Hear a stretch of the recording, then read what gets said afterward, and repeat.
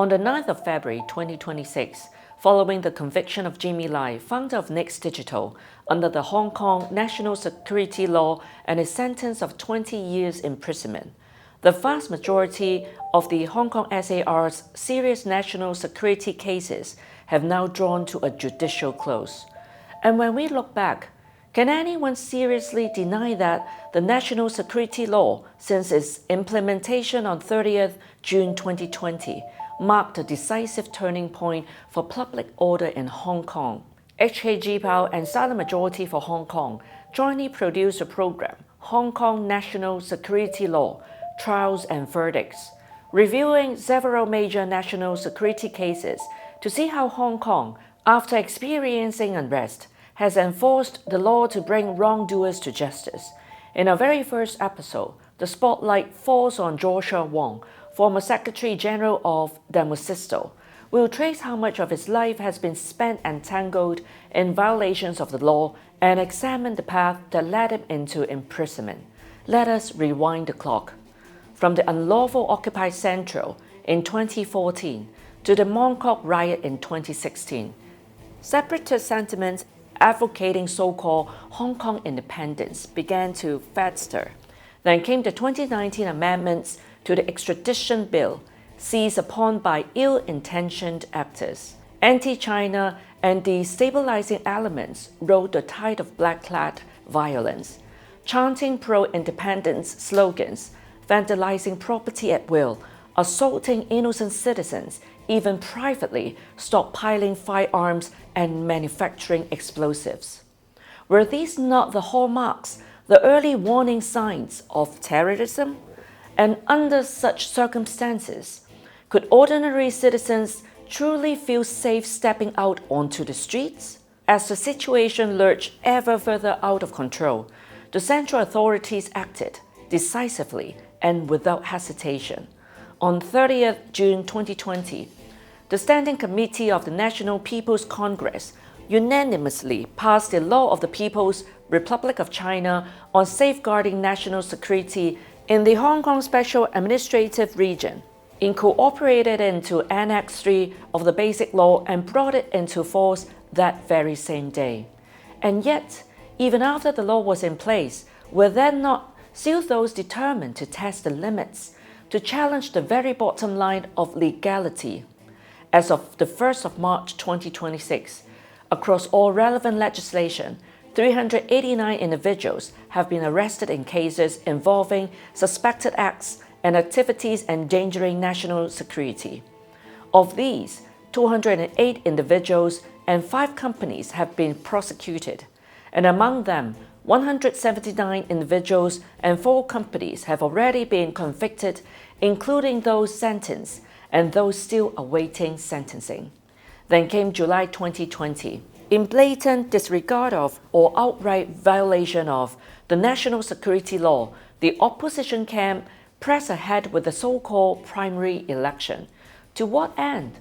In order to enter the Legislative Council and then weaponize the lawful power to veto bills, paralyzing the Hong Kong government from within or in pursuit of subversion. Of the 47 defendants, only Li Yuxin and Lau Huichong were acquitted. The rest received prison sentences ranging from 4 years and 2 months to 10 years.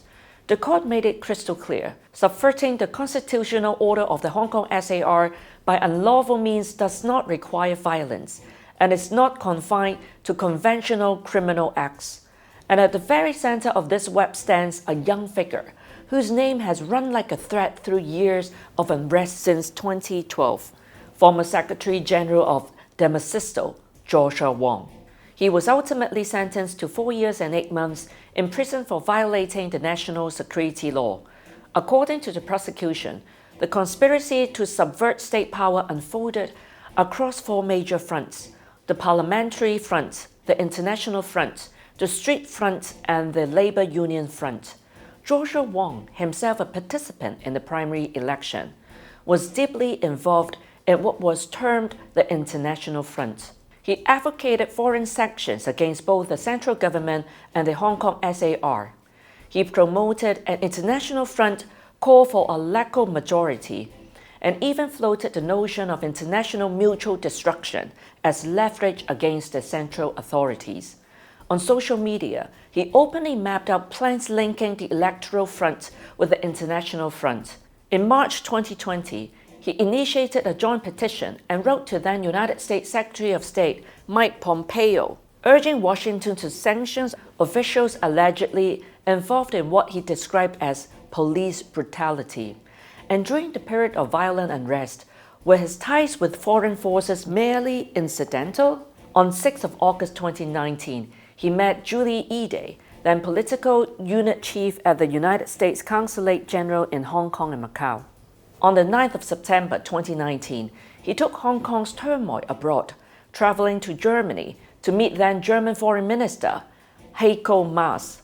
Most strikingly of all, on the 17th September 2019, Joshua Wong, together with singer Denise Ho, attended a United States congressional hearing and was received by then Speaker of the House of Representatives, Nancy Pelosi.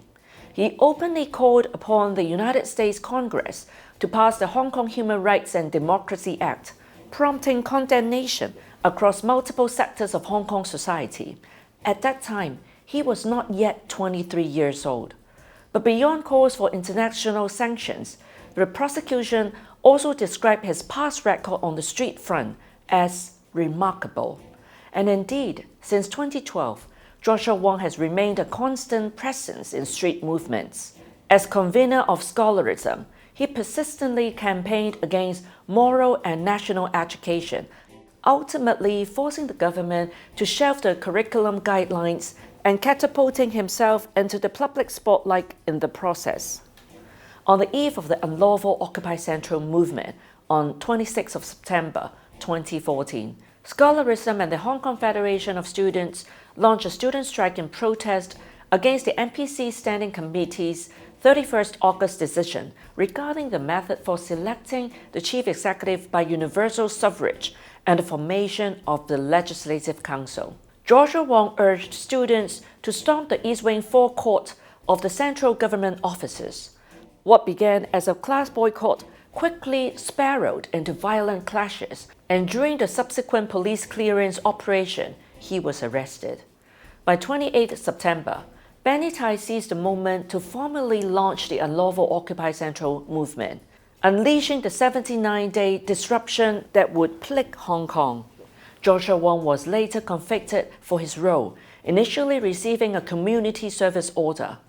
Following an appeal by the Department of Justice, his sentence was increased to 6 months imprisonment, before the original sentence was ultimately reinstated upon final appeal.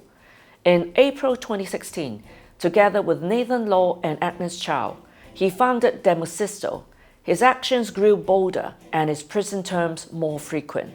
During Occupy Central, he and others violated court injunctions by obstructing bailiffs clearing the Mong Kok occupation zone. In January 2018, he was sentenced to 3 months imprisonment for contempt of court, later reduced to 2 months on appeal in May 2019, leading to his release on 17th of June 2019. Fresh out of prison and with 2019 riots erupting, he plunged straight back in.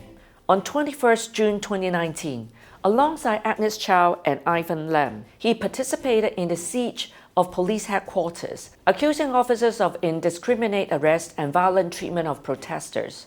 On the 7th July 2019, during a march in Kowloon, he demanded an apology from British Police Superintendent Rupert Dover for deploying tear gas during the 12th June Admiralty riot. Draping unlawful acts in the language of protest did not place him beyond the reach of justice.